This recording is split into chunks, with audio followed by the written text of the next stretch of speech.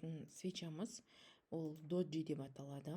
Жалпы оның сіздерге рыноктағы көрінісін айтып жіберейін. Мінекей доджи рыноктың бағытын ауыстырып жатқандығын білдіреді. Также бізде свечалардың екі түрі болады. Всегда доджи бычий болады және медвежий болады. Төңкерілген Т, кәдімгі Т секілді, Бұл рынокта тоже өте көп кездеседі. Бұл свечаның біз сделкаға кіретін кезде белгілі бір зоналарды белгілеп аламыз ғой. Сол зоналардың ішінде 5 минуттық таймфрейммен қараған кездегі сломдарды іздейміз. Слом іздеу дегеніміз, мінекей мысалы, мынау доджи свечасы шықты, мынау бізде обычный лонговый, яғни бычий доджи, ол Т секілді. Тоже кішкентай фитилі болуы да мүмкін, болмауы да мүмкін. Осындай жағдай шыққан кезде молотқа ұқсамайды, бірақ жоғарғы фитилін жауып кететін болса, значит жоғары кетеді, төменгі фитилін жауып кететін болса, значит құлайды. Егер біз осы моментте құлап келе жатыр ғой, мысалы белгілі бір зонаға келген кезде баға өседі деп ойласақ, но бірақ мына фитилін өзінің толтырмаса, значит төменге қарай кетіп қалса, значит біз сделкаға кірмейміз деген сөз. Мысалы, оны мына жағдайда сіздерге көрсетейін. Допустим, бір минут, мысалы, мына жағдайда көрсетейін. Мен мысалы қазір рынокқа кіргім келіп тұр. Мынау менің белгілі бір баға 86 мен, допустим, 86 мен 76. Осы бағаның арасына келген кезде мен не істеймін? Лонгқа байға кіремін, яғни сделкаға баға өседі деп кіргім келіп тұр. Бірақ қараңыздар, мен 5 минуттық таймфреймге қойып, 5 минуттық таймфреймде тұр деп ойласам, осы 5 минуттық таймфреймде міне доджи шықты, все, ол уже кіре беруге болады деп біз бірден пытырлатып кіре бермейміз. Яғни бір штук аламыз, қалған екінші штугын алу үшін, дальше ары қарай алу үшін біз мінекей сломды күтеміз. Именно мына свеча, қараңыздар, бағаны жапты. Мына жердегі фитилді жапты, мына фитилді жапты, мінекей.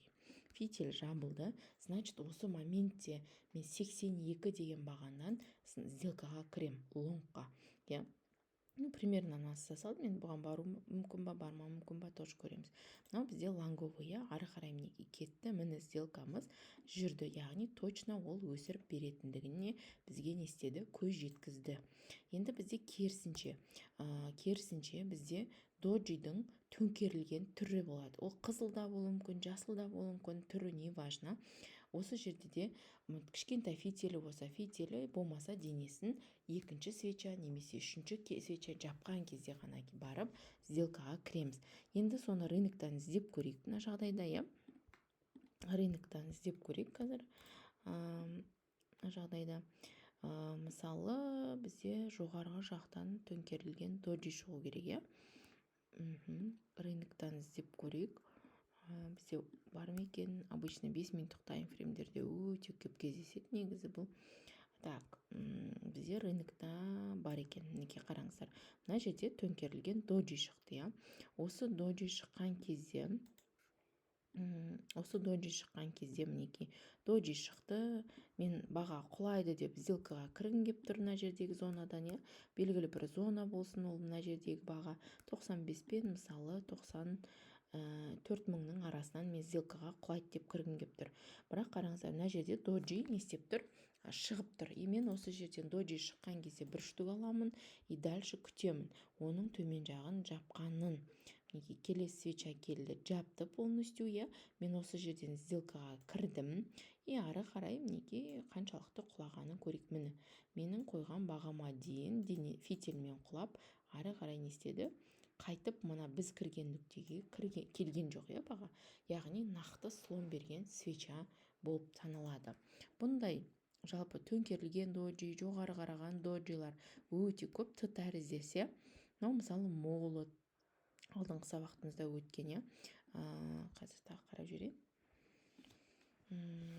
Мысалы, мынау жоғары қараған доджи, міне жоғары кетті. Мынау төмен қараған доджи, төмен кетті деген секілді. Бұндай доджилардың түрлері өте көп негізі.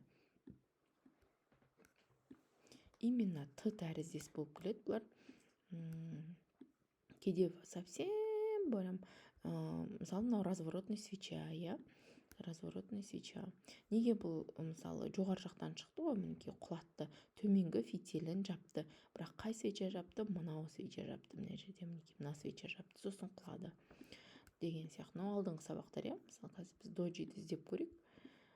Рыноктан қарасаңыздар, енді үйге тапсырма ретінде берейін сіздерге, осындай доджиларды көбірек табу. Мысалы мынау доджиға жатқызамыз, мынаны доджиға жатқызамыз. Тауып, кем дегенде 20 штуктан тауып тапсырмаларыңызды жіберіп отырыңыздар. Жалпы слон беретін свечалар бізде осы 4 түрге бөлінеді. Алдағы уақытта тағы да түрлері шығып жататын болса, мен осы жерге видео сабақ ретінде саламын. Мен өзім нақты қарайтын осы 5 свеча бар, 4 свеча бар, осы 4 свечамен мен жұмыс жасаймын. Сондықтан сіздерге де зейін қойып, сабақты түсінбесеңіз 5 рет, 10 рет қайталап көре беріңіз. Және комментарийға немесе кураторға сұрақтарыңызды жазыңыздар.